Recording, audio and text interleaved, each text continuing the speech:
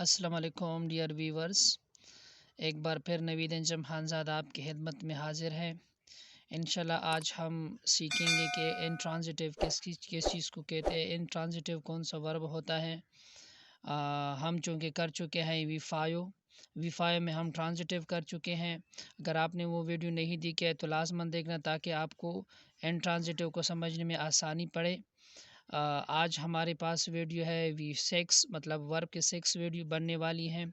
जो टॉपिक है हमारे पास इंट्रांजिटिव वर्ब किस चीज़ को, कौन से वर्ब को कहते हैं। इंट्रांजिटिव वो वर्ब होता है जिसको डायरेक्ट ऑब्जेक्ट की ज़रूरत नहीं होती, जिसको डायरेक्ट ऑब्जेक्ट की ज़रूरत नहीं पड़ती। मतलब जिसको डायरेक्ट ऑब्जेक्ट की क्यों ज़रूरत नहीं पड़ती, क्योंकि ये ख़ुद मानी मुकम्मल कर देता है। मतलब ये है कि वर्ब जो वो वर्ब होता है जो ख़ुद मुकम्मल मानी देता है। मतलब जितना भी मानी मतलब यह है कि अपने आप को एक्सप्लेन कर देता है, जिसको इनडायरेक्ट ऑब्जेक्ट की ज़रूरत नहीं होती। इंट्रांजिटिव वर्ब उस वर्ब जैसा कि इसका डिफिनीशन है, it does not need direct object for complete meaning. मतलब यह है कि मतलब को कंप्लीट मानी को कंप्लीट करने के लिए इसको ऑब्जेक्ट की ज़रूरत नहीं होती। हाँ, अगर आप इसके साथ ऑब्जेक्ट लिखोगे तो मतलब ये है कि अगर लिखना चाहते हो तो मतलब ये है कि ये हमारे पास फिर क्या लेगा, प्रीपोजिशन लेगा।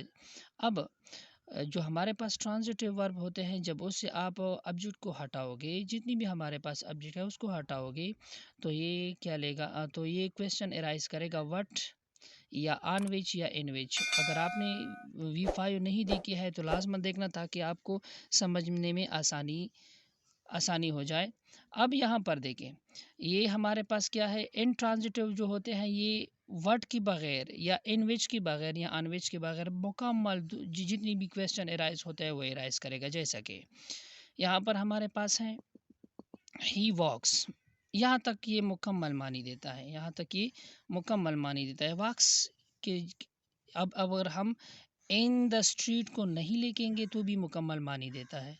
अगर हम इन द स्ट्रीट को, यहाँ पर देखो इन द स्ट्रीट, अगर यहाँ पर लिखना चाहते हैं स्ट्रीट को, मतलब ऑब्जेक्ट को जब हम लिखना चाहते हैं तो हम प्रीपोजिशन जैसे इन, ऑन, टू ये वगैरह लिखेंगे, ये ज़रूर लिखेंगे। ठीक है, ट्रांजिटिव में ये नहीं होती। आप अगर वहाँ पर डायरेक्ट ऑब्जेक्ट को लिखना चाहते हो तो वहाँ पर आप प्रीपोजिशन नहीं लिखोगे। अगर आपने प्रीपोजिशन लिख लिया तो गलत होगा। अब दूसरे एग्जांपल की तरफ से हम बढ़ते हैं।